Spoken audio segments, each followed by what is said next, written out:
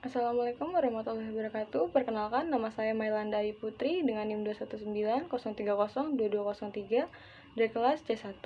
Di sini saya akan mempresentasikan tentang buku kerja KWU 2, yaitu bergerak dari sebuah ide menjadi sebuah usaha. Yang pertama yaitu persiapan fondasi etika dan hukum berbisnis. Produk atau jasanya adalah Babelland dan unit usahanya adalah perorangan. Langkah-langkah 1. Identifikasi isu-isu etik dan legal yang dihadapi perusahaan baru. Kriteria kerja 1.1. Budaya etik yang kuat dibangun pada perusahaan. Hasil atau rekaman membangun budaya etik dapat mencakupi, yang saya pilih adalah lead by example, mengembangkan code of conduct atau kode etik. Budaya etik yang kuat dapat mencakupi akses modal yang lebih baik, reputasi merek yang lebih baik, meningkatkan komitmen karyawan. 1.2. Notaris untuk perusahaan dipilih sesuai bidang. Notaris untuk perusahaan saya memilih mengetahui masalah permulaan dan bahwa dia telah berhasil mendampingi pengusaha melalui proses awal sebelumnya. 1.3. Perjanjian para founders disiapkan sebagai kesepakatan pendiri. Perjanjian para founders dapat mencakupi, yang saya pilih adalah identitas dan usulan titel para pendiri, bentuk hukum pemilikan bisnis, pertimbangan membayar saham atau kepemilikan saham masing-masing pendiri. 1.4. Perselisihan hukum dihindari.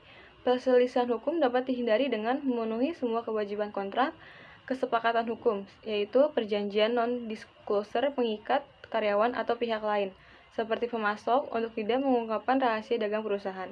Kedua, perjanjian mencegah seseorang bersaing dengan mantan majikan untuk jangka waktu tertentu. 2. Memilih bentuk organisasi. 2.1. Bentuk organisasi bisnis diidentifikasi. Bentuk organisasi dapat mencakupi, yang saya pilih adalah sole proprietorship, kepemilikan tunggal, limited liability company, perseroan terbatas. 2.2. Isu-isu dipertimbangkan dalam memilih untuk hukum pemilikan bisnis. Isu-isu memilih bentuk organisasi dapat mencakupi biaya pendirian dan pemeliharaan formulir hukum. 3. Mendapatkan lisensi dan izin usaha. 3.1. Persyaratan izin usaha dipenuhi. Persyaratan izin usaha dapat mencakupi, yang saya pilih adalah syarat mengajukan SIUP online untuk perusahaan perseorangan, yang terdiri dari fotokopi KTP pemegang saham perusahaan, fotokopi NPWP, fotokopi situ, neraca perusahaan, materai 6.000, foto direktur utama atau penanggung jawab atau pemilik perusahaan dengan ukuran 4x6 2 lembar. Yang terakhir, surat izin terkait usaha yang dijalankan. 3.2. Izin pajak penjualan diajukan. Izin pajak penjualan adalah pajak sebelum pajak pertambahan nilai atau PPN yang dipungut atas transaksi penjualannya. 3.3.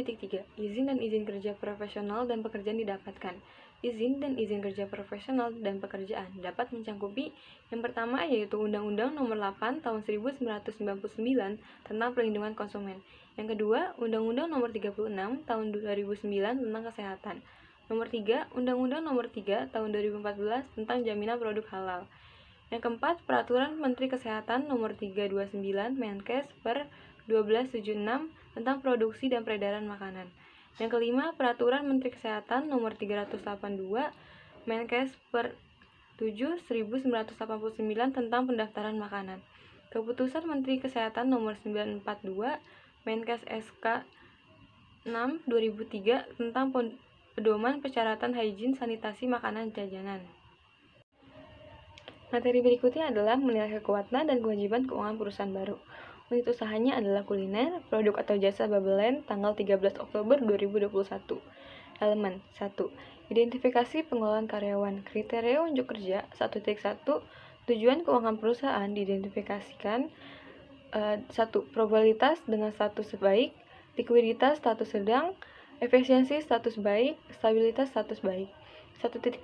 Proses pengelolaan keuangan diidentifikasi. Preparasi laporan status baik, preparasi perkiraan keuangan status baik, preparasi performa laporan keuangan status sedang, analisa berjalan dari hasil keuangan status sedang. 1.3. Laporan historis keuangan diidentifikasi. 1. Laporan keuangan status baik, neraca status sedang, laporan cash flow status baik. 1.4 Perkiraan keuangan diidentifikasi. Yang 1. Laporan keuangan historis perusahaan diikuti oleh persiapan perakiraan berstatus baik. Kedua, perakiraan penjualan untuk perusahaan baru didasarkan pada perkiraan penjualan dan rata-rata industri yang baik atau pengalaman melalui usaha berjenis berstatus baik. Yang ketiga, perkiraan penjualan untuk perusahaan yang didasarkan pada 1. Catatan penjualan terdahulu. 2. Kapasitas produk dan permintaan produk saat ini. Dan ketiga, faktor apapun yang akan mempengaruhi kapasitas produk dan permintaan produk masa depannya berstatus baik. 2. Identifikasi proforma laporan keuangan. 2.1 Laporan proforma diidentifikasi proforma laba rugi status baik, proforma pendapatan status baik, proforma neraca status sedang, proforma arus kas status baik. 2.2 Rasio analisis diidentifikasi likuiditasnya berstatus baik, efisiensi operasi status baik, profitabilitasnya berstatus baik. Rekomendasi. Dilihat dari poin penilaian di atas, dapat menghasilkan pilihan yang cukup baik dalam menilai kekuatan dan kewajiban perusahaan produk ini. Materi terakhir yaitu mengembangkan dan mengelola tim usaha baru. Unit usahanya adalah perorangan, produk atau jasa probable. Langkah 1. Rencana staffing, kriteria kerja. 1.1 Kategori okupasi diidentifikasi sesuai dengan persyaratan bisnis sebagaimana diuraikan dalam rencana bisnis. 1.2 Tanggung jawab okupasi. 1.3 Tugas okupasi. 1.4 Persyaratan okupasi. 1.5 Kebutuhan pelatihan okupasi. 1.6 Jumlah tenaga kerja diidentifikasi untuk setiap okupasi. 1.7 Perkiraan mulai bekerja diidentifikasi untuk setiap okupasi. 1.8 FTA full time equivalent diidentifikasi untuk setiap okupasi.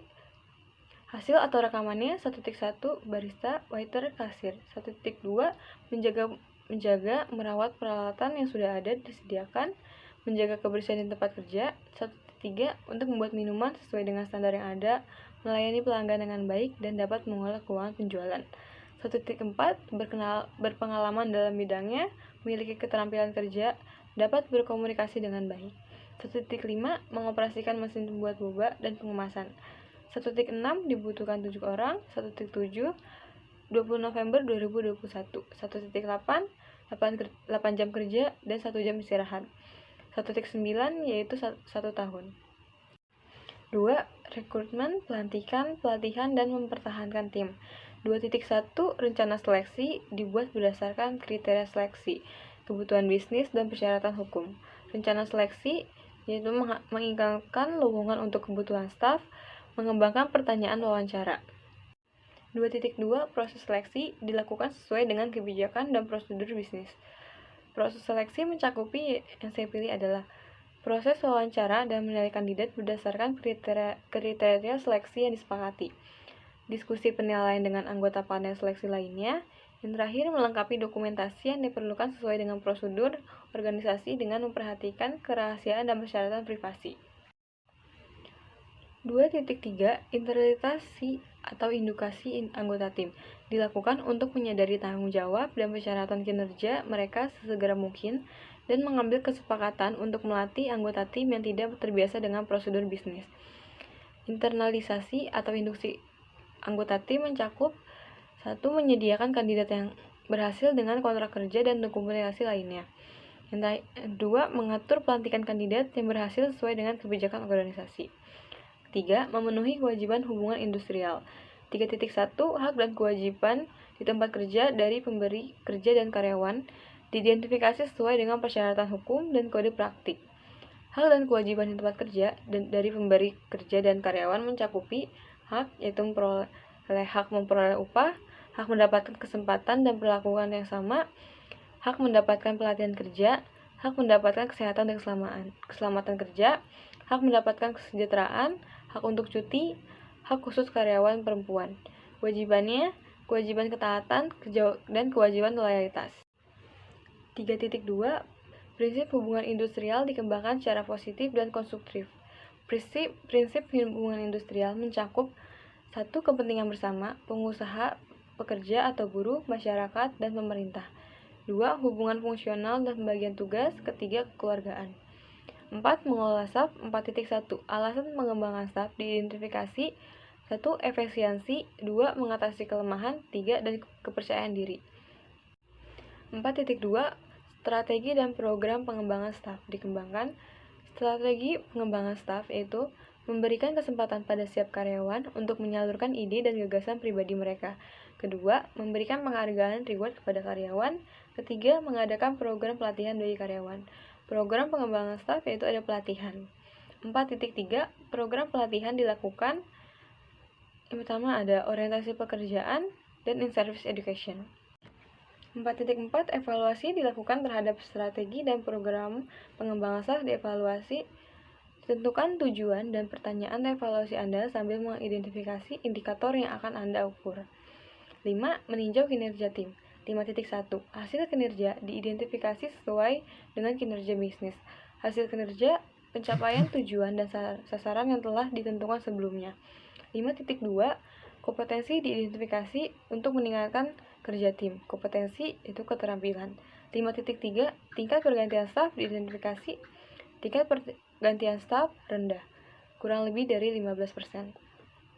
5.4. Kelompokan tim diidentifikasi dalam meningkatkan kinerja proyek secara keseluruhan. Kekelompokan tim ada kolaborasi dan kerjasama. Rencana staffing, organisasi atau proyek Babelen. Alamat atau lokasi ada di Jalan Raya Pajajaran nomor 35. Total tenaga kerja yang diantisipasi. Kategori okupasi yang pertama yaitu barista, bertanggung jawab menjaga dan merawat alat-alat pekerjaannya. Kedua, menjaga kebersihan area bar. Ketiga, menjaga cita rasa yang ada.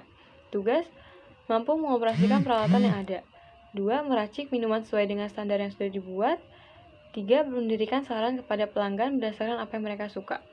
Persyaratannya yaitu memiliki pengalaman sebagai barista, pendidikan minimal SMA atau SMK, usia maksimal 25 tahun. Kebutuhan pelatihan, mengoperasikan mesin dan cara pengemasannya. Jumlah tenaga kerja yaitu 3. Perkiraan mulai bekerja yaitu 20 November 2021. FTA full time equivalentnya yaitu 8 jam. Perkiraan durasi kontraknya itu setahun. Yang kedua yaitu kasir, bertanggung jawab atas keuangan penjualan dan bersikap jujur. Tugasnya yaitu melayani pelanggan dengan senang hati, mengelola keuangan penjualan kafe, menjalankan proses dan penjualan, membantu pelanggan dalam memberi informasi mengenai produk yang dijual. Persyaratannya itu memiliki pengalaman sebagai kasir, pendidikan minimal SMA atau SMK, usia maksimal 25 tahun. Kebutuhan pelatihannya itu mengelola keuangan supaya perhitungan akurat. Jumlah tenaga kerjanya yaitu 2 orang. Perkiraan mulai bekerja 20 November 2021. Full time equivalentnya yaitu 8 jam. Perkiraan durasi kontrak 1 tahun. Yang ketiga yang terakhir yaitu waitress. Bertanggung jawab menata dan memastikan meja dalam keadaan bersih, memberikan layanan pelanggan dengan baik. Tugasnya yaitu menyajikan makanan atau minuman dengan baik, mengetahui tentang menu yang ada, menjaga kebersihan area sekitar, menyiapkan dan membersihkan alat makan. Persyaratannya yaitu memiliki pengalaman sebagai waitress, pendidikan minimal SMA atau SMK, usia maksimalnya yaitu 25 tahun. Kebutuhan pelatihannya yaitu cara melayani customer dengan baik. Jumlah tenaga kerjanya ada 2 orang, perkiraan mulai bekerja 20 November 2021. FTA full time equivalentnya yaitu 8 jam, perkiraan durasi kontraknya yaitu 1 tahun. Sekian presentasi dari saya, kurang lebihnya mohon maaf. Terima kasih.